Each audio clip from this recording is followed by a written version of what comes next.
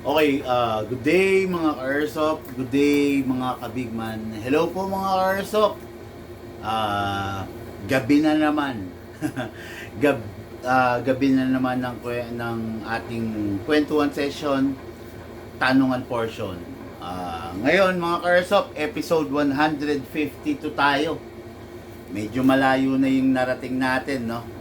Layo na, 152 na. So, shoutout po sa mga ka-Airsoft natin na nasa rally ngayon, no? Nasa rally. Na uma-attend dyan sa rally dyan sa EDSA. Hello po sa inyo. Ingat lang po, kalmado lang po, no? Shoutout Luzon, Visayas, and Mindanao. Mga ka-Airsoft natin sa lugar ng Mindanao.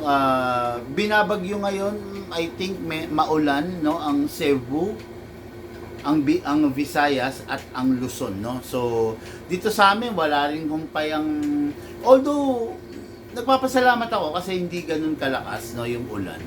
Pero dire-diretso, no? Actually ang lamig ngayon, no? Sa mga ka-Airsoft natin na nasa rally sa EDSA, dalangin po namin, no, na alam po namin yung pinaglalaban ninyo. Syempre hindi lang para sa inyo, para sa buong bayan po yan, no? Kaya lang po, kalmahan lang po natin, huwag masyado mainit ang ulo, huwag masyado magpapadala sa sa tension, no? Okay. Hello po, good evening sa inyo mga ka-Airsoft. Review tuloy. Kwentuhan session, tanungan portion, episode 152. Hindi ko na patatagalin mga ka-Airsoft. Ngayon po, question number 1. Big Man, ano yung number 1 cause of gas leak pagdating sa pistol? 3 times na po ako nagpapa-repair. Lagi pong may leak yung unit ko. Okay. Number 1, kailangan siguraduhin mo na gumagamit ka ng silicone oil. Okay, yung silicone oil, yan yung magpapanatili dun sa mga o-ring natin, sa mga valve spring na responsive. Okay? Pag responsive sila, at the same time nalulubricate sila, medyo 70% hindi ka na makaka-experience ng ng magazine leak. Okay? Tapos syempre dapat hindi nalalaglag, no? Pag nalalaglag yung magazine, nami-misalign or nakakaldag yung base plate, so there's a big possibility and chances na magkaroon ng leak. Okay? And next, no, ito pa, mga ka-Airsoft, no, doon sa mga airsoft player na halimbawa yung magazine ninyo nalaglag. Nalaglag siya, di ba? So, pag nalaglag, possible mapasukan kasi ng mga alikabok, ng mga foreign element, maliliit na bato, buhangin, alikabok, di ba? Ganyan yan eh. Meron kasi tayong isang ka-Airsoft na bagong-bago lang yung unit niya. Isang araw pa lang. Tapos nalaglag sa putikan, no, yung magazine niya. So, ang tendency pag nalaglag sa putikan, yung mga valve, like inlet valve and output valve, pwedeng pasukan ng mga ng mga putik. Okay? Ngayon, pag napasukan ng putik yan, there's a big chances na masira yung mga valve mo. Kasi pag napasukan ng putik yan, so papasok yung dumi, papasok yung alikabok, papasok yung matatalim na bagay, so yung o-ring mo doon sa valve mo pwedeng mapunit, pwedeng masira. Okay? Kaya halimbawa lang dumating sa point, no, na nalaglag. Tapos nakita nyo parang naalikabukan or nadumihan. Number 1, huwag nyo munang gagamitin. Okay? Running water. Itapat ninyo yung valve ninyo sa running water. Kung may pressure, mas maganda. Kasi para yung pressure, aalisin niya. No? Or the other way around, hugasan ninyo. Tapos gamitan ninyo ng compressor, air compressor. Para mabugahan yung mga valve. Yung mga foreign element like marurumi or maliliit na mga ali-alikabok or bato or buhangin or lupa, maalis. Okay? That's the time na pwede nyo lang siyang gamitin. Pero kung hindi nyo mahuhugasan, possible po na pumasok yung mga dumi doon. Okay, kaya iwasan nyo lang po yun. Tapos, gas leak, yun lang naman no? Gas leak, kung mali, ito, ganito madalang masira ang output valve. Madalang masira yan, lalo na kung nagsisilicone oil ka. Mas prone sa pagkasira ang inlet valve. Bakit, Lucas? Bakit prone sa pagkasira yung inlet valve? Inlet valve. Inlet. Pag hindi na sa sentro yung paggagas. Yon. Pag naggagas ka sa inlet valve tapos hindi mo na isesentro, possible magkaroon ng leak yan. Okay? Kasi ganito, no? For example, this is the inlet valve. Okay? Tapos this is the green gas canister. Pag mag-green gas ka, dapat itong green gas canister susuklob siya sa inlet valve. Ganyan na itsura. Pag ang nangyari dyan is tumukod, so ayun, problema na po yun, no? Pag tumukod, yung inlet valve mo, pwedeng, yung nozzle nung inlet valve, pwedeng sumuksok papaloob. Pag nangyari yon ay naku po, hindi mo na magagamit ng maayos yung magazine mo. Ang kailangan dyan, actually kasi ako, sa totoo lang, hindi ko in-advise na i-repair yung inlet valve. Ang mangyayari dyan, palit ka ng inlet valve. Sa mga unit like, may mga unit kasi mga ka-airsoft na medyo hard to find, no, yung inlet valve. Kasi ganito, bawat inlet valve, magkakaiba ng thread pattern. Merong super fine thread, may fine thread, may rough thread. Mostly kasi, ang ginagamit natin dito sa Pilipinas is the rough thread, no? Mostly WE ang meron yan. Yung mga unit like KJ Works, fine thread kasi yan no? So pag fine thread, delikado ka dyan. Pag fine thread, pwedeng, di ba? Kaya kailangan marunong kayo mag-ingat ng inlet valve, Isa sa pinagsisimulan ng leak dyan, pag mali yung pagkaka-refill nyo. Okay? Tatandaan ninyo ang inlet valve at ang output valve, napakadalang umano niyan, sumingaw. Napakadalang sumingaw niyan. Ngayon, ito, iwasan po ninyo yung pagsungkit-sungkit, no? Pag halimbawa inlet valve nyo, halimbawa nasira, huwag nyo pong hihigpitan or huwag nyo susungkitin yung inlet valve. Kasi nabibitak po yung inlet valve. Pag nabitak yung inlet valve, ang tendency, mapipingas yung labi ng inlet valve. Will come to the point na mahirap siyang bunutin. Worst case scenario, machine shop. Di ba? Magkano pa machine shop ngayon? Wala nang tig 300, wala nang tig 400. 700 na po ang pa-machine shop, no? Kaya iwasan po natin na maging careless, no, sa pag re-refill ng green gas.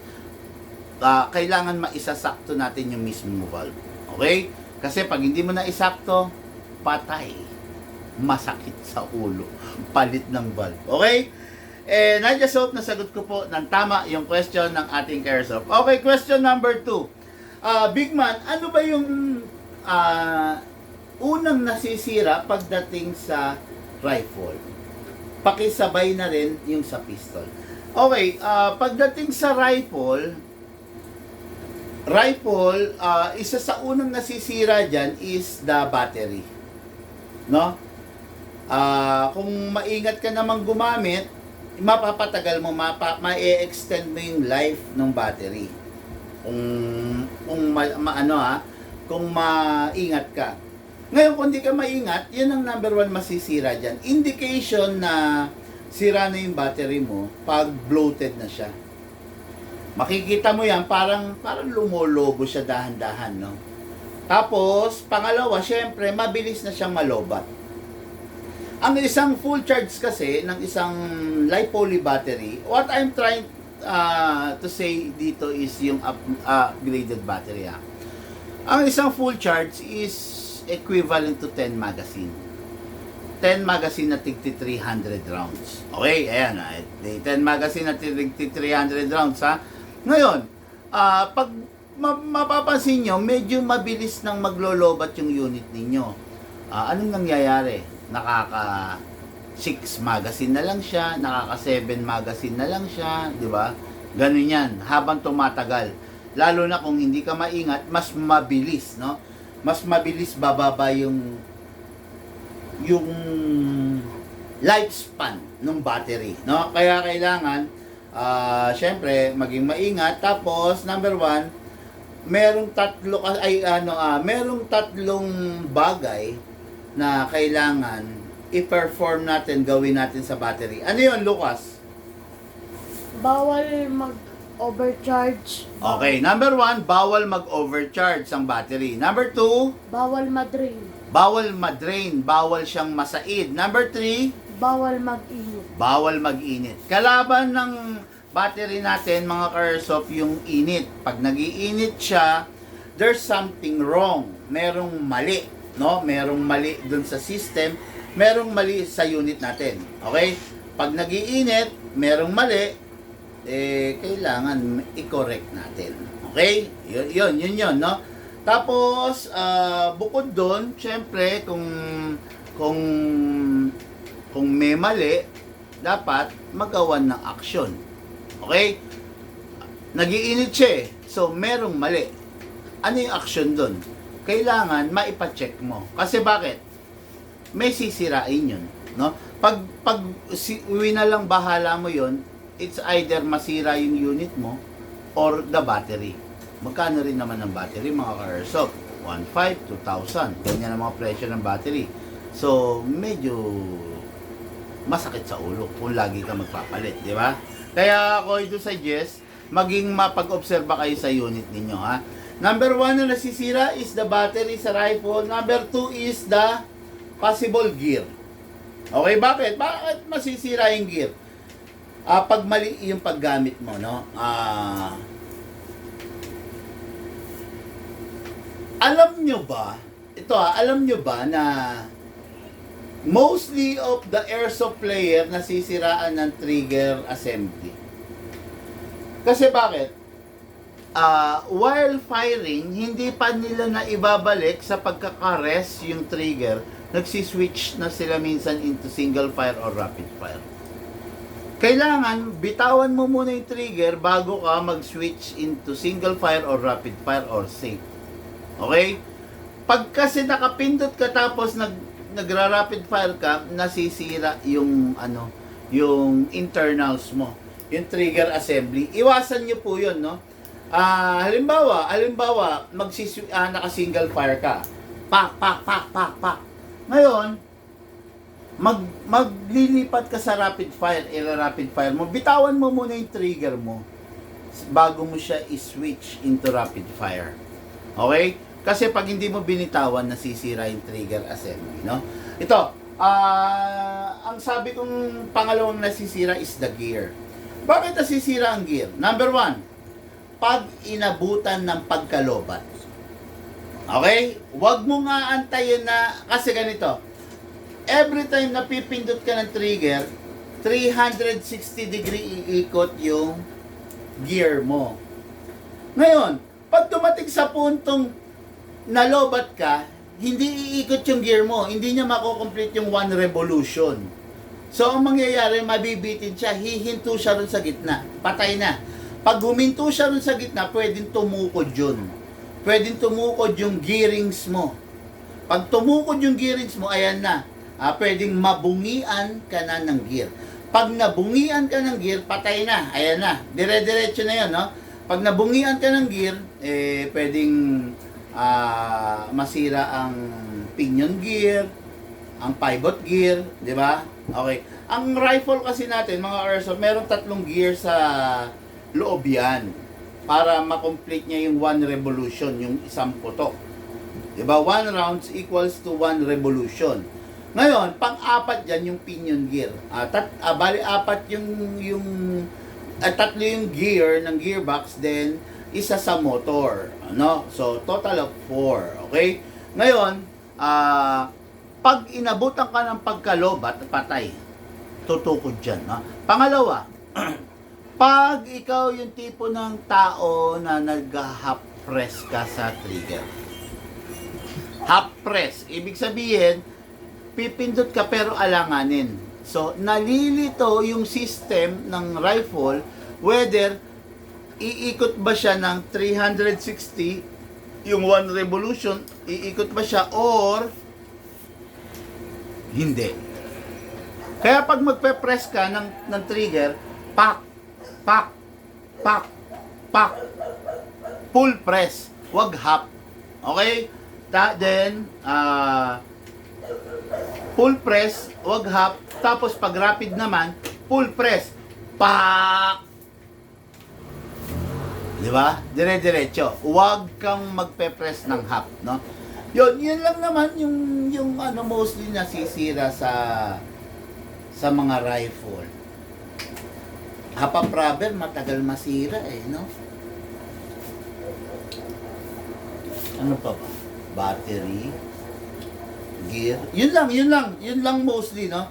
Ngayon sa pistol, yung kanina yung sinabi ko, no, magazine leak, yung magazine maglip, ano, anong nasisira sa magazine maglip, Lucas? Maglip? Ang nasisira sa ang maglip kasi is yung ano, yung humahawak sa bibis. Kuha ka nga magazine. Sige. Yung humahawak sa bibis, no? Pakita ko sa inyo, mga ka-airsoft, shoutout po sa inyo Yung mga gusto magpa-shoutout, mag-comment lang po sa ating comment section. Yung gusto po magtanong, mag-comment lang po sa comment section. Sasagutin ko po yan. Sabi ni Chow Su. Share done, Boss Idol Big Man. Maraming salamat po. Maglip. Ito yung maglip. Ito. To, tsaka to. Yan yung maglip. Isa sa kinakasira, bukod sa leak, yung maglip. Pag nalaglag. Pak! Di ba? Pag nalaglag. Kasi pag nalaglag, ito ang tumama, pak! Basag to. So, wala kang mabibili nito, maglip. Wala kang mabibili nito. Pag nabasag to, basag na talaga yan, no? Tapos, isa pa, yung mag spring. No? Ito, pag inahatak mo to, tapos aksidente, nabibitawan mo, yan. Pwedeng mabasag kasi to eh. Kaya ako, di ba lagi kong sinasabi, pag inahatak nyo to, hatak, put your right thumb here, para kung mabitawan ninyo, pak, dito tatama. Di ba? Ayan. Okay? Yan. Yan ang number 1 na kinakasira niyan ha. Tapos, pangatlo na yung mga valve. Alam nyo ba na 3 hanggang 5 beses na kayo masisiraan ng valve, ang output valve hindi pa masisira. Kasi ang output valve, naka-design talaga yan na para hindi tatama. Kaya mapapansin nyo, nakabaon yan, no? Hindi naman siya kita rito, yan, no? Di ba? Nakabaon yan. Kaya lang, ang ikakasira lang ng output valve mo pag hindi ka nagsisilicone oil. At saka yung sinabi ko kanina, yan, halimbawa, nalaglag sa putikan, nalaglag sa alikabok, nalaglag sa lupa, sa buhangin, papasok dyan yung mga foreign element, magbabara. Okay? Yun. Kaya ingatan nyo po. Maglip, no? Yun lang naman. Sa pistol, ano pa ba ang mga na-encounter natin na mga sira sa pistol? Leak, maglip. Depende rin kasi sa unit mga ka-airsoft. Meron kasing unit na, for example, Glock. Ang Glock, ang issue niyan, ang sakit niyan is the hammer assembly. Ang Glock kasi, ang hammer niya, isang buong assembly yan. Hindi mo pwedeng parte-partihin or pagpira-pirasuhin. No? Ganyan ang Glock. Kumbaga, ganito, bawat unit kasi may issue no? Pero I'm talking in general. Whether it is Beretta 1911, Sig Sauer, para Ordnance 2011, or CZ, or, di ba, Glock, etc. In general, ang number one na nasisira is magazine leak, inlet valve, mag-lip, yan lang naman, no? Ngayon, sa unit, yun nga, sa Glock, no? Sa 1911 or sa 2011, pag hindi ka nagsisilicone oil, nasisira is the disconnector. Yan. Sa Glock naman, hammer assembly. Kaya, napakahalaga ng silicone oil. Maniwala kayo sa akin, mga ka-airsoft, no? Napakahalaga ng silicone oil. Okay? And I just hope nasagot ko po ng tama yung question ng ating ka-airsoft. Ini-invite ko kayo, mga ka-airsoft pala, no? Yung mga nasa online, baka meron kayong tanong na gusto nyo sagutin natin. Tara, sasagutin natin yan, no? Ibigay nyo lang sa akin, okay? Okay, ayun. Ako po yung follower nyo, yung my former name na May or Erwin. Okay. Talagang kakaiba yung mga pangalan mo, boss, ha? Ngayon naman, Chow Su. Chow Chu, no? Okay, anyway, thank you for viewing, bossing. Kung may tanong ka, tanong mo lang, okay? Big man, pagdating po ba sa gunsmith, may mga libro po ba sila na parang sa mekaniko? Jordan Bartolata. Unang-una, walang libro para sa gunsmith. Pangalawa, ang pagiging gunsmith hindi kayang aralin overnight. Pangatlo, bago ka maging isang magaling na gunsmith, marami ka munang sisirain na unit. Bakit? Kasi doon ka matututo. Okay? Doon ka matututo. Walang iniwan sa buhay ng tao. Matututo ka pag nadadapa ka. Marirealize mo na mali pala yung ginawa ko pag nagkamali ka. Ngayon, there's always a room for pagbangon. 'Di ba? Sa buhay. Ganon din sa pag-gunsmith, no? Walang libro.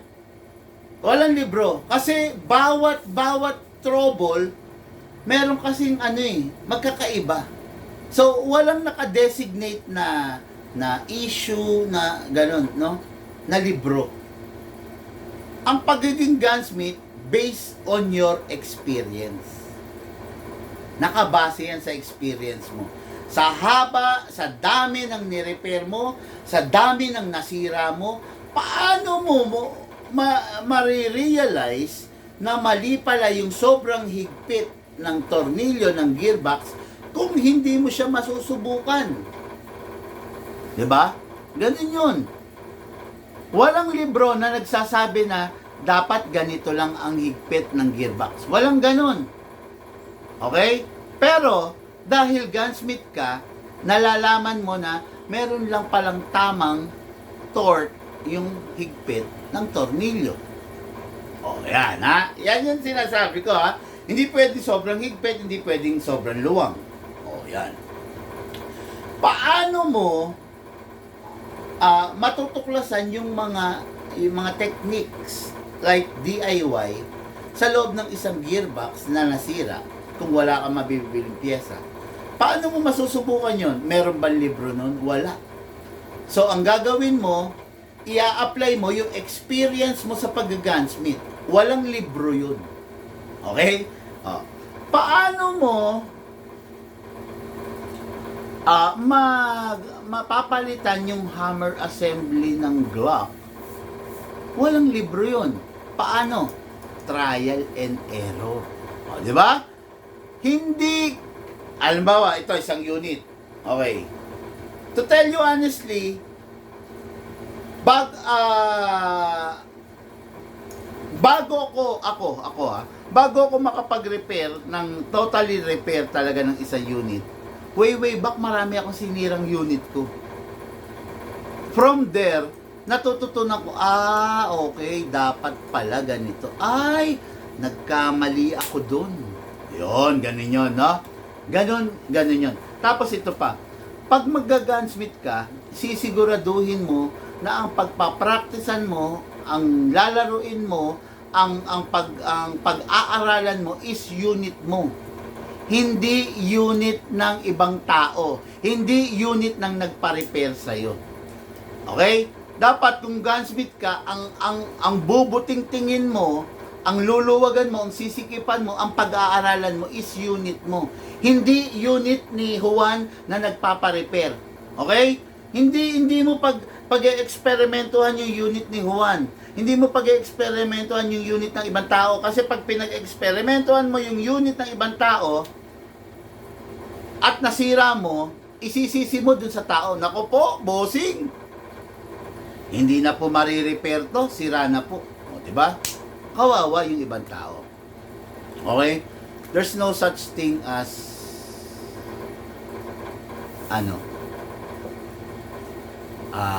gunsmith book.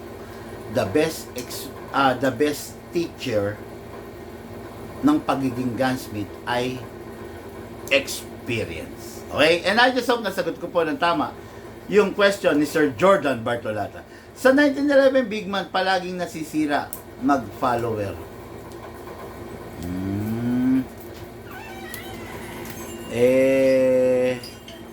Nasa paggamit naman po yan eh. Ako, to tell you honestly, no? Walang gaanong walang ganong ganyang issue sa amin, no? Ewan ko lang rin ha, pero ako never kong na experience yung mag-follower. Hindi pa naman, no? Meron, pero hindi ganun ka-issue sa amin yun, no? Sa 1911, sa totoo lang, isa sa nagiging issue namin is the leak. Okay? Kasi ganito, yung iba kasi, ang 1911, especially WE, hindi naman siya screw type eh. Okay? Lock type siya, lock type shafting. Susundutin mo, then ibabalik mo. Well, eventually, lumuluwang yon. Yung pag yun lumuwang na, syempre, yung leak nandun, no? Yun ang number one na na-experience namin na problema ng 1911. Ang gagawin kasi nung iba, susundutin nila, pupukpukin ng screwdriver. So, lalaki yung butas. Ang liit lang ng shafting. O, di ba? Yun ang na-experience namin, sa totoo lang. Pero yung mag-follower, hindi gaano. Okay? And I just hope nasagot ko po yung question natin, Kersof. Okay? Boss, ano magandang combination para maging 500 FPS? 500 FPS ang ang pistol or rifle. Okay? Actually, yung May Erwin is Chinese name for Melvin. Oh! Okay. Chinese name pala. So, Chinese ka. Tama ba ako? Tama ako. Sabi mo kasi Chinese name eh, 'di ba? For Melvin. So Chinese ka ba, bossing? Tanong lang, no? Okay, boss, ano maganda combination ng internals para sa Milsim? So, I will assume na ang pinag-uusapan natin rifle. Okay? Kasi sabi mo Milsim. Okay? Ipagpapalagay ko na rifle, sana tama ako 500 FPS. Kasi hindi, kaya ako pinagpapalagay na rifle kasi pistol kaya ko rin 500 FPS eh. 'Di ba? Ngayon po sa rifle, anong combination ba? Mostly kasi I will speak not based on the other, okay? I will speak based on my experience. Number one, syempre, APAP rubber, air seal nozzle. Yan yung mga talagang kailangan para ma-reach mo yung target mo di ba? APAP rubber, air seal nozzle, cylinder. Di ba? Metal tooth na piston. Tama? Ano pa ba? Spring, syempre, number one, spring dyan di ba? 500 FPS, parang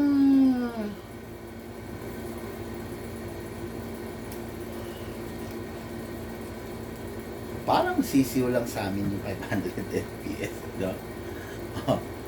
Actually, nakakapag-upgrade nga kami ng 500 FPS without changing the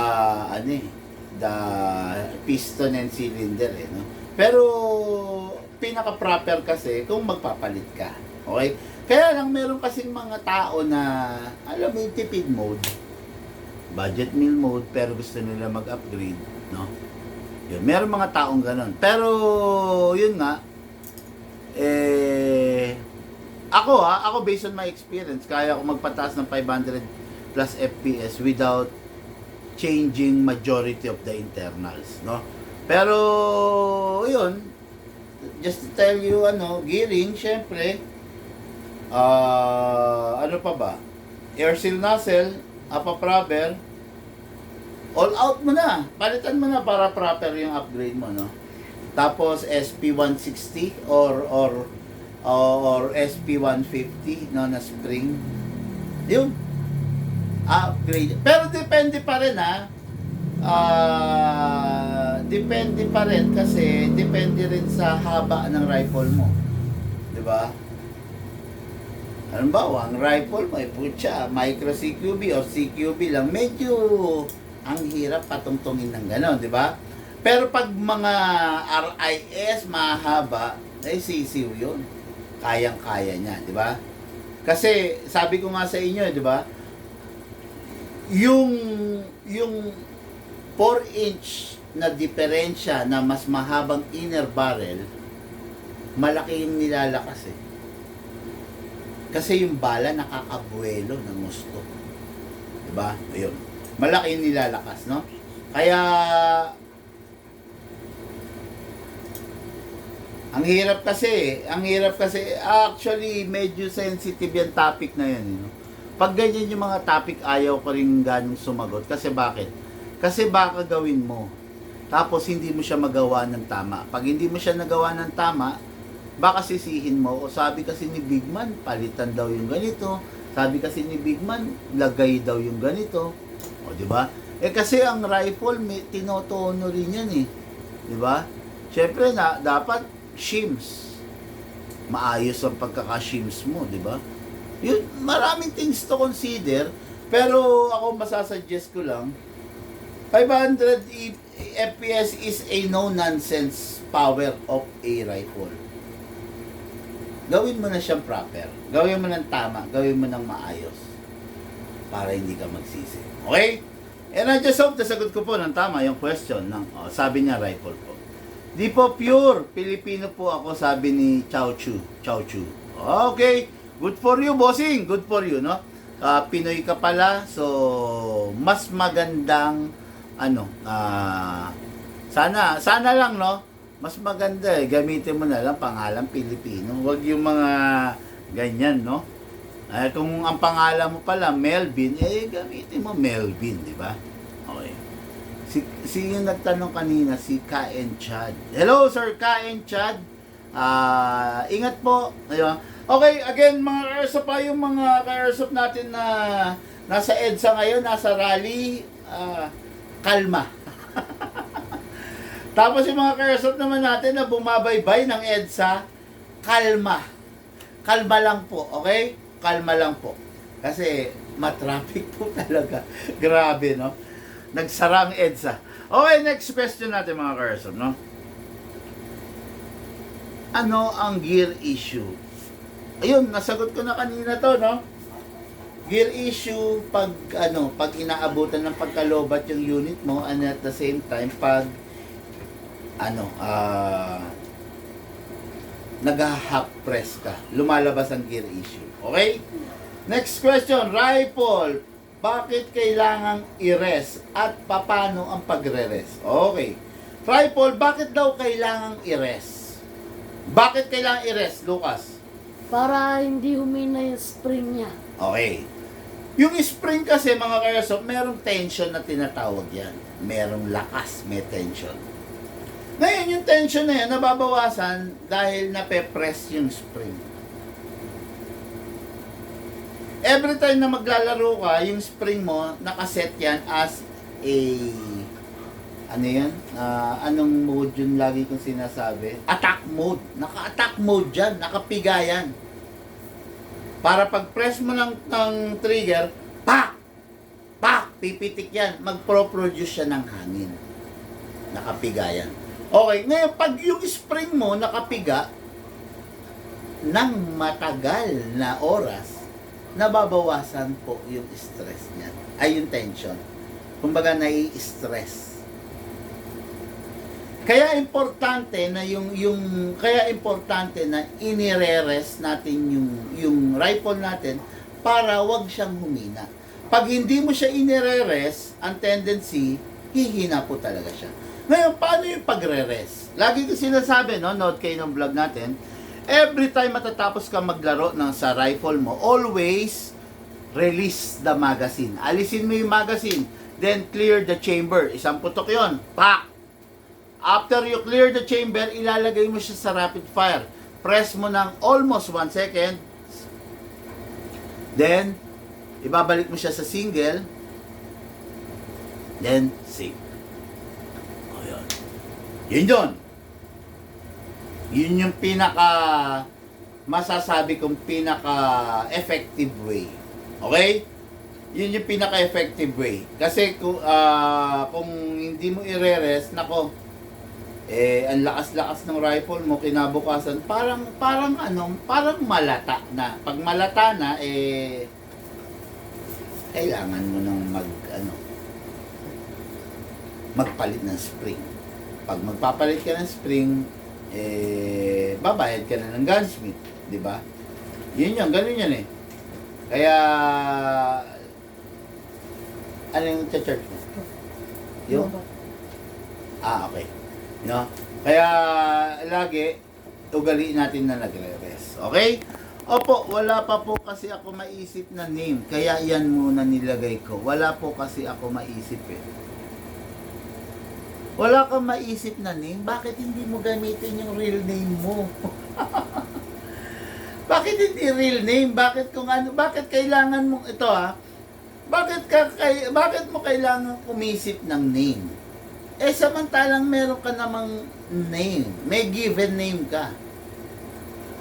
'Di ba? Bakit mo kailangang name ng Chowchu? Napakaganda naman ng pangalan mo, Melvin. 'Di ba? Kagalang-galang yung pangalan mo, Melvin. Gamitin mo. Not unless meron kang tinataguan. 'Di ba? Not unless meron kang kinasangkutan na hindi pwedeng mabulgar yung pagkatao mo. Pero kung normal ka naman na tao, gamitin mo yung pangalan mo. Ang ganda ng pangalan mo, boss. Melvin, 'di ba? Kagalang-galang pangalan ng pansin mo, wala namang wala naman nagkaroon ng scandal na ang pangalan Melvin, 'di ba? No? Ang ganda ng pangalan mo, Melvin. Hindi mo kailangang umisip ng pangalan, bossing. Para lang sa akin, ano lang yun, pananaw ko lang yun, no? Maganda ang pangalan mo, Melvin. Gamitin mo na lang. Suggest ko lang yun, no? Okay, next question natin. Big man, ano bang mas maganda, rifle or pistol? Planning to buy soon. Okay. Rifle or pistol daw. Yung pagiging maganda ng isang rifle, nasa gumagamit. At pagiging maganda ng isang pistol, nakabatay doon sa gumagamit. Okay? Hindi natin pwedeng sabihin na maganda ang rifle kasi yung ibang tao ayaw ang rifle. Di ba? Hindi rin natin pwedeng sabihin na the best ang pistol kasi yung ibang tao mas gusto yung rifle over the pistol. Kumbaga magkakaiba ng magkakaiba tayo, no, ng pananaw. Kaya ako masasuggest ko rifle or pistol, you can have it both. You can have the pistol, you can have the rifle. Depende na lang kung ano yung makakapagpasaya sa'yo, kung saan ka enjoy. Okay? Halimbawa, gusto mo maiksi, madaling itabi, madaling itago, go for the pistol. Kung ikaw naman yung tipo ng tao, no matter what, kahit mahaba, kaya mo namang dalhin, kaya mong bitbitin, go for the rifle. Kung meron kang pera, nakakaluwag ka, di buy it both. Okay? Yun. And I just hope po, nasagot ko ng tama yung question ng ating Kerso. Salamat, Idol Boss Bigman, sa pagpuri sa pangalan ko. Totoo naman, maganda naman talaga yung pangalan mo, Melvin no? So, hindi maitatanggi. Maganda yun, no? Okay, anyway, Bigman, ano po ang mas malakas at mas bagay sa isang tulad kong senior? 2011, 1911, or Glock? Ito muna. Ang 1911 is a caliber 45 replica. Ang 2011 is a caliber 45 replica. Ang Glock is a 9mm. Yung tanong na maganda, kung ano yung mas maganda, hindi ko kayang sagutin. Pero yung tanong na mas malakas ang 2011, next is the 1911, and the least is the Glock. Okay? Kahit sa totoong buhay, mas malakas pa rin ang caliber 45 over the Glock. Ang Glock kasi 9mm lang eh. No? 9mm lang ang Glock eh. Ngayon, yung kung ano yung bagay sa'yo, hindi ko po kayang sagutin yan. Kasi unang-una, hindi ko alam kung paano at saan mo gagamitin. Pangalawa, hindi ko alam kung ano ka, kung gaano kalaki yung palad mo, kung gaano ka kalaki tao. Binabagay din po kasi ang airsoft, no? Halimbawa, ang liit-liit mo lang pala na tao. Kumbaga, petit ka, gano'n, no? Tapos magbibit-bit ka ng isang napakalaking rifle or napakabigat na pistol, parang hindi bagay. No? Ngayon, kaya naman, the vice versa. Napakalaki mong tao, talagang 5'10", 5'11", 6-footer ka, tapos bibit-bit ka ng maliit na rifle or maliit na pistol. Di ba? Halimbawa, 6-footer ka, tapos gagamit ka Glock 19. Naku po! Parang awkward yun. Parang hindi maganda. Diba? Kaya ako, lagi kong masasuggest sa inyo, whether it is a pistol or rifle, ibabagay nyo po yan sa klase ng paggagamitan nyo at saka sa klase ninyo. Halimbawa, sasabihin ko, pistol. Tapos biglang ang gusto mo pala rat-rat. Di ba? Hindi pwede yun. Okay? Ngayon, in 2011, if you are a modern kumbaga Gen Z ka, naghahanap ka ng unit na gusto mo, ina-upgrade, gusto mo binibihisan, go for the 2011. Kasi hindi mo magagawa sa 1911 yun. Di ba? Go for the 2011 or Glock pala. Kasi Glock, nabibihisan din eh. No? Ngayon, kung ikaw yung tipo ng tao na simple, clean, gusto mo, anong tawag dito? Gusto mong simple lang. Ano lang, optimistic. Sabi nga, di ba? Go for the 1911. Kasi 1911, walang ganong abubot eh. No nonsense. Wala kang ganong problemahin sa 1911. No? Yun. Pero kung ikaw yung tipo ng tao na gusto, lightweight, di ba? Maraming pyesa, standard na baril, go for the Glock. Go for the Glock. Okay? And I just hope po na nasagot ko yung question ng ating ka-airsoft. Okay? Next question po natin. Big Ma, pwede bang i-repaint ng Bosni? Bosni is a can na spray paint. Pwede bang i-repaint ng Bosni ang rifle ko?